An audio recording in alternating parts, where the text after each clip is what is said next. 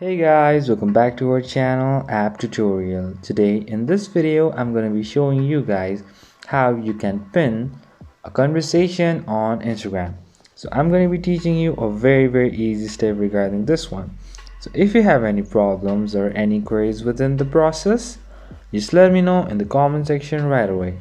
Now without any further delay, let's just get started. So firstly, what you need to do is just go to your Instagram app and then log in with your account. Once you do that, go to the chat section. Now over here, just choose the conversation that you want to pin. So let me just choose this one. So now what I'm going to do is I'm going to long press on this conversation, and then over here I'll be having this pin option. Now just press on this pin option, and now you can see there is a pin like option, or let's say like icon beside the name. So that's pretty much, guys, that's how you do it. I hope this video is helpful for you guys. So thank you for watching our video, guys. If you like our video, please leave a like and do not forget to subscribe our channel and also the bell icon so you never miss an update from us.